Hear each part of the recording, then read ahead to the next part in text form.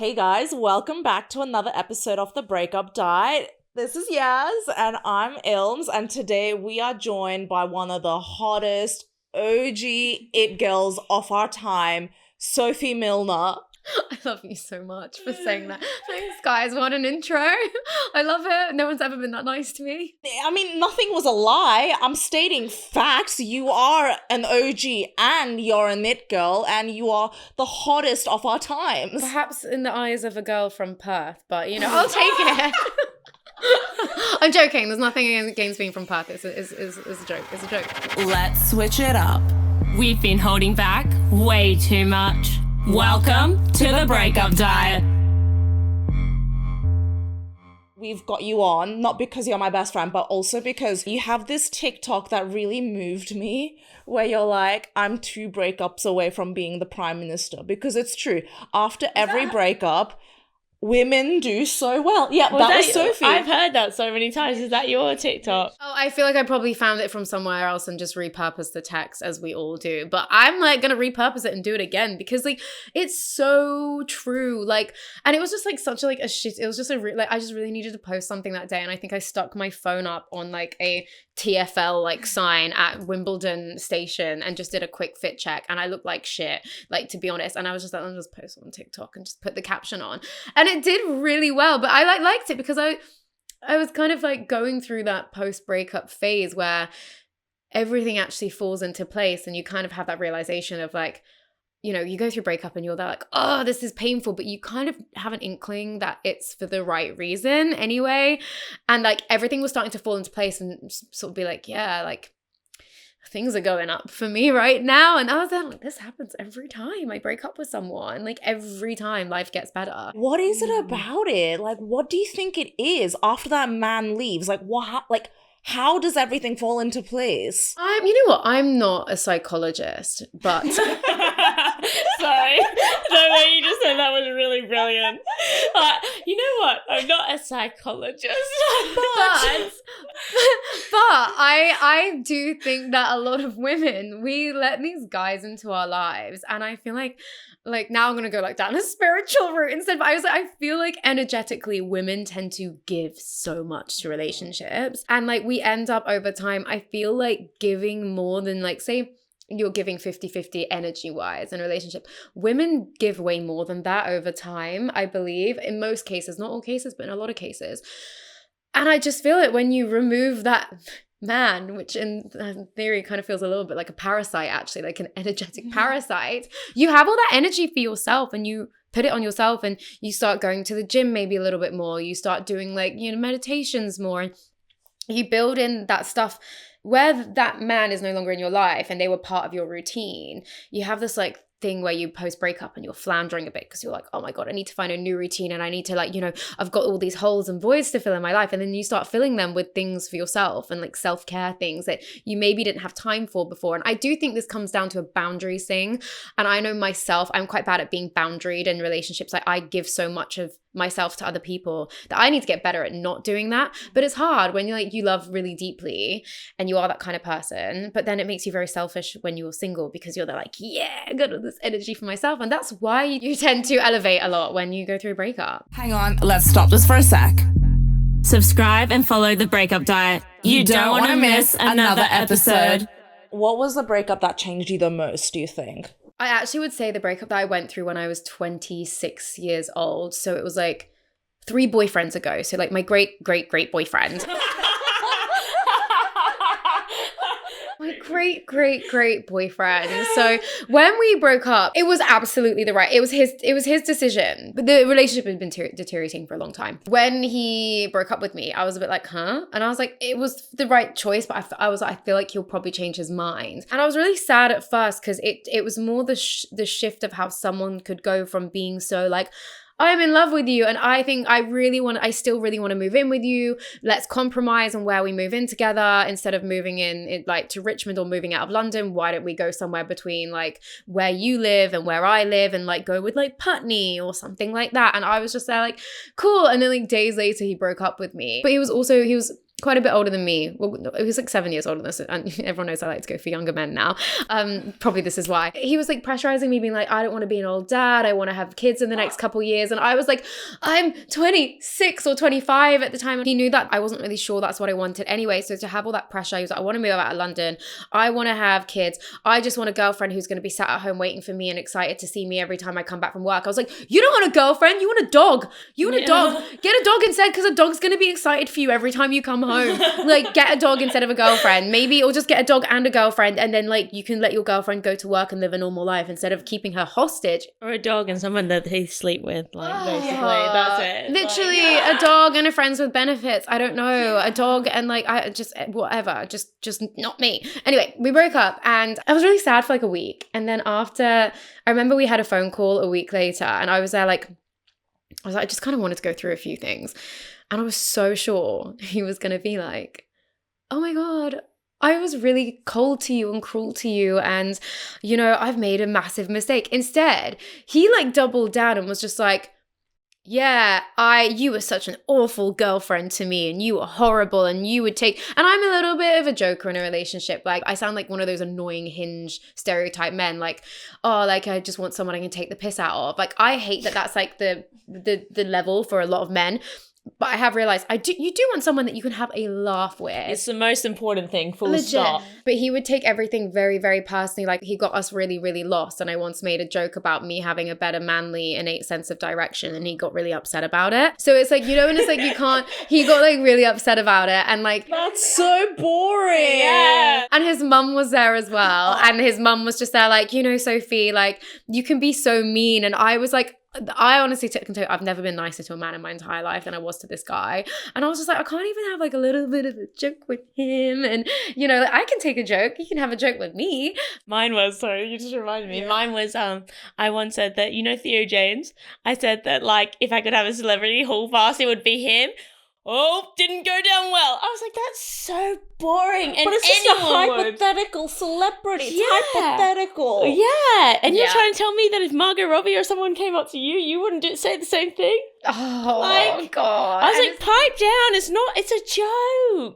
I think some guys think that like, I think it's because they know how easy men are, and because he knows that, like, really, like, you have a bigger chance of getting with Theo James than he does with Margot Robbie. Well, duh. Yeah. Literally this. And I think that's why they struggle. But yeah, and I just remember we had this conversation. He was so cold to me and just kind of switched something off in my head. I was like, this guy is really not seeing this relationship for what it was. I've prioritized this man. I cancelled so much stuff for this man. I did so much. And also one of my family members got really sick during this time. And I kind of like focused more on him than I did on my family. And he wasn't there for me when my family member was sick. So it was just like, I was like, and he's still telling me that I was a bad girlfriend. And it was just almost this thing that I was like, it just flipped. I feel like this I'm switch. listening to myself. This sounds freakishly like Yaz. Sorry. Really? Freakishly like Yaz. Did you have something similar happen? Yeah. Oh my God, stop. Everything down to the family. Minus he didn't want to live with me. Pretty much the same. The love bombing you. before the I breakup. I see a future with you, all this sort of stuff, and then broke up with me like a day later. God, this is so messed up. But yeah, it was afterwards, I was like, this switch went off in my head and I was like, that man is so dead to me. This relationship was weird, like realistically, if like we've come out with such different perspectives. Yeah. And I was just like, and like it was just then like a massive weight off my shoulder. And that was it. Like I was just like, oh my God, I'm free. And I just felt like it was like this overwhelming sense of freedom afterwards. And then like my career was really taking off at the time, which also kind of helped a lot as well. Okay, I know this kind of toxic to say, like I lost quite a bit of weight after the breakup. So I was kind of feeling literally the breakup diet. So I was like, it feels a little toxic, but I'm like, it's the name of the podcast. So I had like I had this breakup diet. I went blonde. I looked really good. And then I just like, every time I went out, I was like having people like, I was in like a bar and like this like couple, this really hot couple left a note for me being like, the guy was like, you know, my girlfriend's bisexual and thinks she's gorgeous. We'd love to have a threesome. We live around the corner. This is our address, is our number. I was like, work was doing well. I was getting like not that it's about male validation, but it kind of does help a little bit when you go through a breakup Yeah, to we're feel still good. straight women. It's an ego boost, And right? yeah, and also like a breakup, you tend to feel like, you know, you're hurt as well. Even if it Yeah. wasn't right, you're still hurt. Exactly. It still hurts. Like, even you still though- want to know that you still got it. Yeah, It's exactly. nice. And I was just there, like, it was like you got it from all angles. It was just great. Did you have the threesome? Sorry. No, I didn't. I didn't. But I did text them and was like, oh, I'm really flattered, but Not like for you. that's not really for me. And they were like, if you change your mind, you've got our number. And I was just like, Cool. good to know. Oh my god, my ego would have been like quadruple because it's like Oh, yeah. a man and a woman. Yeah, you're both. Yeah, exactly. And I was just there like, yeah, awesome, guys. And it was summertime. So at first, like, it was the start of summer that we broke up, and I was like, he's ruined my summer. It made my summer. It made my summer. Babe, this is like your breakup to a T. Yeah. If I end up like you, I'm not even mad about it. I'm super Babe, happy. this is the goal. Every breakup I have ever had, everything's got better immediately, like, or at least within a week. You have like a week mourning period, and then after that, it's like, meh. You got to Like, get the ground running. And I think as well, like, women, we tend to mourn the relationship kind of before it ends. Yeah. So like you maybe have that initial like adjustment period where you're like, like, oh my God, what do I do now? Like now, like this person's not here and I haven't got someone to text something, you know, you see something funny that they would have found funny and you're like, I can't text them. And then after like a week, I'm so over it. I feel like my emotions in a really big and deep way, but usually for like quite a short period of time. And then it's like, over it, and that's it. And then I turn into a cold-hearted bitch, which is where I am now. I wish it was a week for me. It took me a long time. But this was your first ever breakup. It was your first breakup, and my first breakup was very different. Like, it was very, very, very different. So, like, I completely get why it would take you Okay, good. so much more time, because it's also the first time you go through it. And I think that's why you might go through breakups afterwards and it still feels as deep and painful as the first time, but it lasts a lot less time. Okay, At least good. for me, it did anyway. Like, it's nothing has ever hurt as like much and as long as my first one. How did you get over your first breakup? What was like your routine? Do you remember? Oh my God, my mum slept in bed with me Yeah. for like a lot of it because I just didn't want to be alone. Like, for the first week, my mum slept in bed with me like every night. I was 18. I was like, grow the fuck up. Then I wrote a list of everything he did wrong, everything I didn't like about him, and it ended up being like at least 4 full A4 sheets.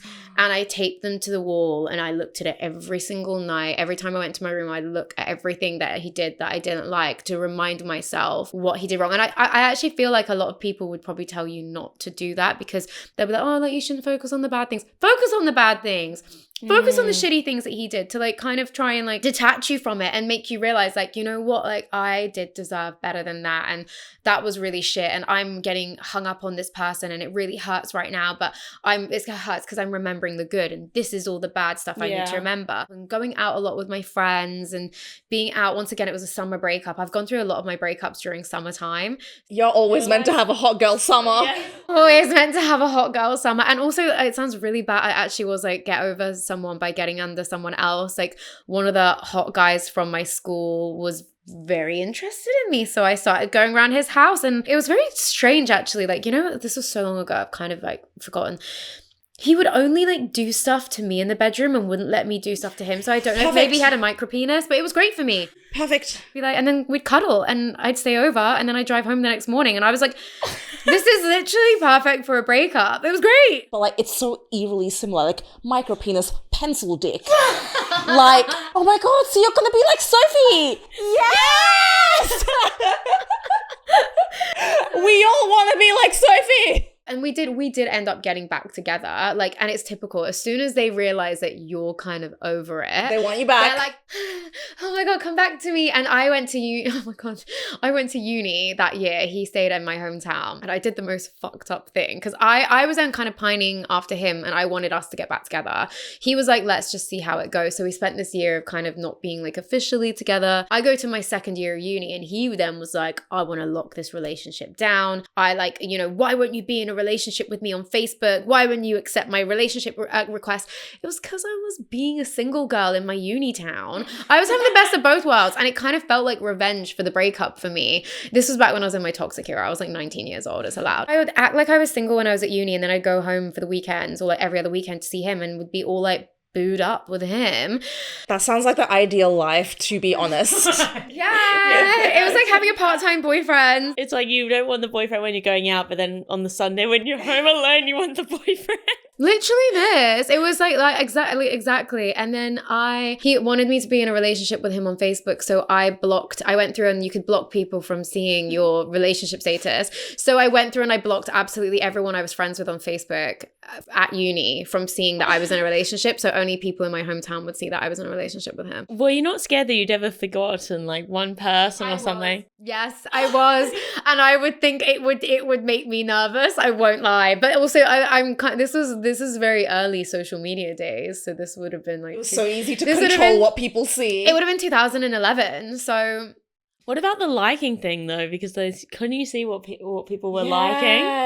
no, I don't think I had an Instagram account at that point. This was Facebook. Facebook was so easy to manage who watches what. It was so easy. It was so easy. So yeah. Did your ex tell you hurtful things like about what he had done in between your relationship? He actually didn't. He kept things very quiet from me to a point that he was very deceptive about it. And I had to like guess it, and I had to be like, I feel like he's been doing something, but like, you know, with so-and-so. And so he didn't brag about all the Brazilians he banged? No. I love you and I miss you so much and I'm so happy with you. But yeah, I did fuck a girl in the bathroom of Soho Farmhouse. I was like, number one, why would you tell me that? Like, why would you tell me that? That's horrible. That's actually why. What? No, he never did. If anything, he was the opposite. He was like, I need to make sure Sophie doesn't find out if I've done anything, because like, if there's a chance we get back together, she will never like it will never. Yeah. Oh, what a piece. I was of like, shit. why would you bother telling me that? Like, as in, I didn't, but at the time, even if I'd slept with somebody, even if I'd like when I re-saw him again, even if I'd done anything, you should have told him you slept with Theo James, because that's what happened. Yaz had a rebound with Theo James. Yeah, that's what happened. This was before Theo James was married. Yeah, for legal reasons. Yeah. Or somebody else, that it would hurt if it was somebody else. You know, we need to find a new. His favorite soccer player. Yeah, his favorite athlete. It's like literally Sabrina Carpenter lyrics. I'm moving on with your favorite athlete. Like, is that not the dream? Like, imagine. I would love to do that because I'm really petty. Like, with all your content, it's very empowering. It's very like, girl, you got this. We can be self-sufficient. One of the biggest advice you've given me has changed my like nervous system, how I view the world. You were like, you don't need to date rich, you just gotta be an influencer. It has made me lock down like crazy, because for me, like, I'm only attracted to men with wealth, and now I don't need to pursue that. And I will say, this isn't me advocating for dating broke men, because that's also been something that I have done my whole life. Actually, not all my whole life, but like sometimes. And that also is bad. But the sentiment behind it more so being like, just like focus on your own bag. I get really annoyed about this whole thing. We're in this movement right now where it seems like more so than ever, a lot of women are being sort of conditioned to go for very wealthy men. I fell for the brain rot on TikTok where it's like dark feminism, dark feminine energy, and like, you know, like attract the wealthy man, provide a wealth, be a stay-at-home wife. No. You've lived this, right? I've lived this and was on the brink of homelessness after divorce. I could never do this again. So when I met you and when you said that, I'm like, oh my gosh, that's true. All I have to do is just work hard. I think so many women are going down that route because we're in this like insanely, like, it's like capitalism. Everyone's exhausted. The economy's shit. And people are like, I'm working so hard and everything is getting more expensive. My wages aren't going up. God, I have no energy. I'm so tired. Like, it just seems like it would be easier to just date someone rich and then I don't have to worry about it. But then it's like, it introduces you a whole new other stuff to worry about, because if he leaves, you're done for. He controls the money. He controls you, basically. Literally this. And it's like literally dating your employer. Women will argue with me over this a lot and be like, well, my husband, he like, you know, I don't work and I like, you know, I have access to his bank accounts. And it's like, what happens when he moves that money? I know so many people people start moving the money. They move the money and then what? You got access to a bank account with £1,000 in. That's not going to get you very far, babe. I think so many women are just going and being like, I just want a boyfriend who's going to pay for my inexpensive dinners and buy me a Birkin in, and like I've got his Amex on my Apple Pay, and it's like there are a lot of women who have this life and they're glamorizing it. My point is there is nothing wrong with having that, so long as you have your own shit as well. Whether it's like a little business on the side, whether you're doing something, just have your own shit, which is untouchable. So many people, they just think, oh, like, but he loves me, so it won't happen.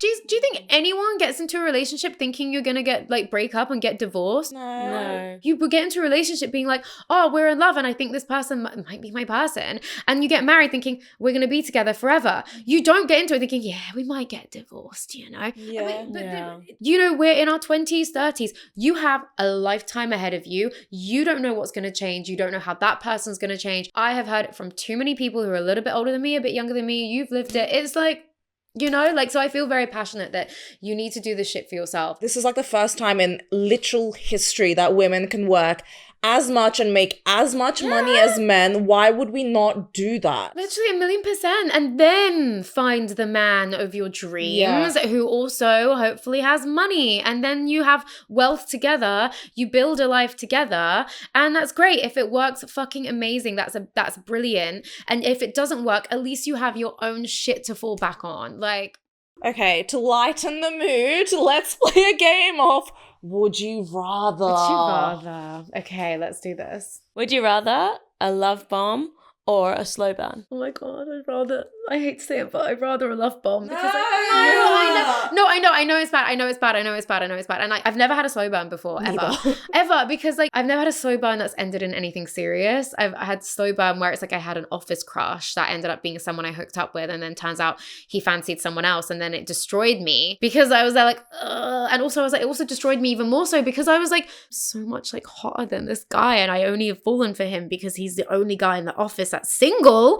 So like I like a love bomb because I'm like, I like the intensity, and I don't really like people very often. So like when I like someone, I'm like, oh my God, and I feel It's so euphoric. I know it's so euphoric, and I know it's not good, and I know it's not healthy, and it hurts so much when it all falls apart.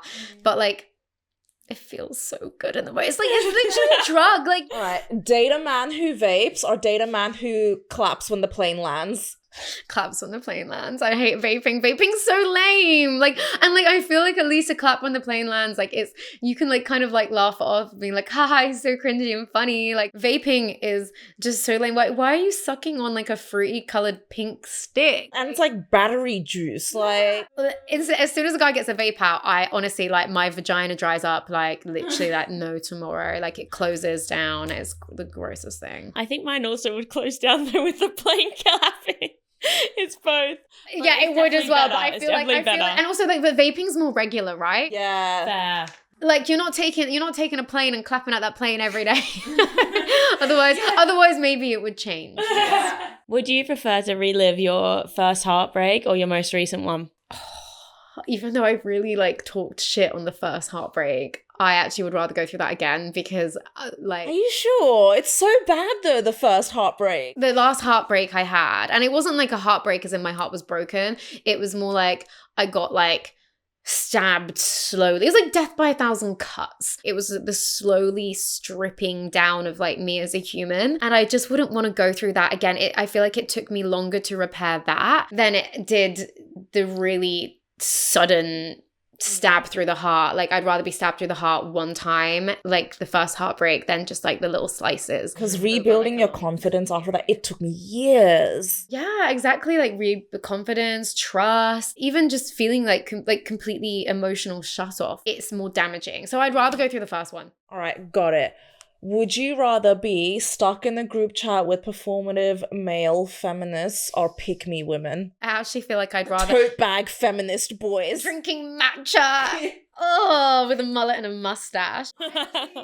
The performative men, because there are so many out there, and they're so good at like trying, like making you believe that they're like actually like a decent human being. If I was in a group chat with them, maybe I would be able to understand them better. Fair. And then I'd be able to spot them and be like, who is a real decent man versus who is just a performative man. Whereas a pick me women, I think I'd just lose my shit, and like I can't be exposed to that because I don't learn anything from it. That is such a smart answer. Well, Sophie, we've had the best time having you on, but just one last thing. If you could give our listeners your top breakup tip, what would that be? You know what? I'm gonna go with the write down everything that you don't like about them and paste it on your wall and look at it. All opportunities. That would be my piece of advice.